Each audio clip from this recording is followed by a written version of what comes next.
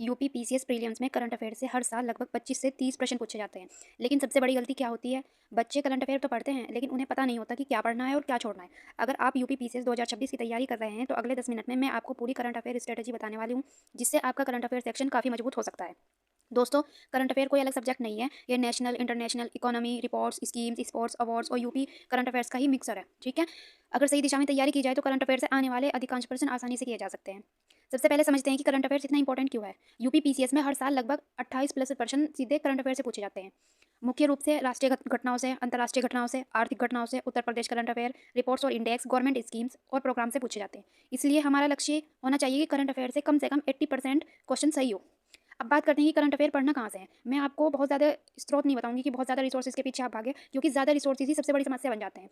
मेरे अनुसार तीन सोर्स जो है वो इनफ है। सबसे पहला है आई दृष्टि, दूसरा है घटनासार और तीसरा है किसी भी अच्छे यूट्यूब चैनल की मंथली करंट अफेयर वीडियो। बस इन्हीं 3 सोर्स पे आपको टिके रहना है। यूपी पीसीएस 2026 के लिए आपको जनवरी 2026 से लेकर अक्टूबर या नवंबर 2026 तक करंट अफेयर बिल्कुल तैयार करना ही करना है। परीक्षा से पहले तक जो भी करंट अफेयर बनता है उसे कवर करना है।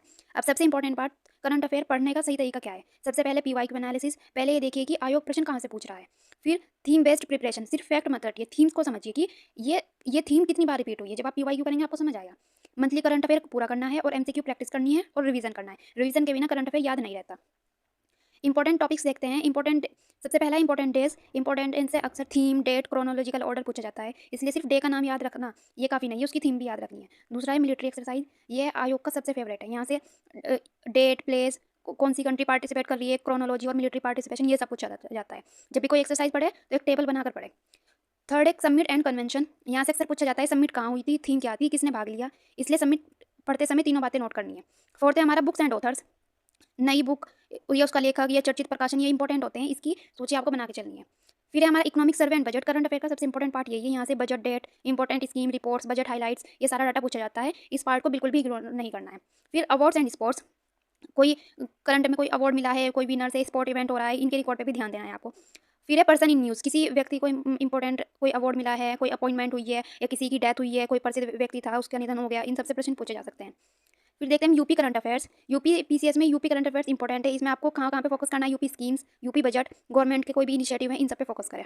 इंपॉर्टेंट रिपोर्ट्स, राष्ट्रीय अंतर्राष्ट्रीय रिपोर्ट्स या रैंकिंग ये जरूर पढ़नी है आपको, रैंकिंग पूछी जाती है।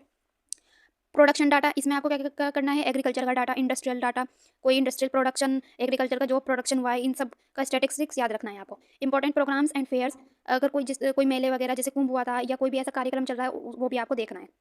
तो दोस्तों, अगर आप सिर्फ 3 रिसोर्सेज फॉलो करते हैं, मंथली करंट अफेयर कंप्लीट करते हैं, पीवाईक्यू एनालिसिस करते हैं, एमसीक्यू प्रैक्टिस करते हैं और नियमित रिवीजन करते हैं, तो करंट अफेयर का सबसे मजबूत सेक्शन बन सकता है। अगर वीडियो उपयोगी लगी तो चैनल को सब्सक्राइब जरूर करें और कमेंट में लिखें यूपी पीसीएस 2026।